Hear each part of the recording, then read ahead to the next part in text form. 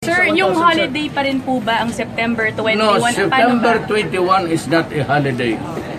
I have declared it as a day of protest. Lahat ng gustong magprotesta laban sa gobyerno, laban sa pulis, sa military o lahat, bagbabaan kayo dyan.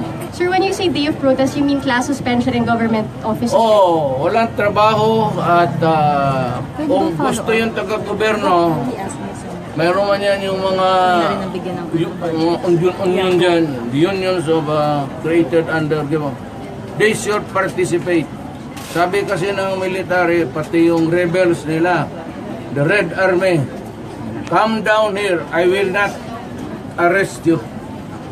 I will not arrest you, but do not, for the life of me, I'm asking you, do not commit crime.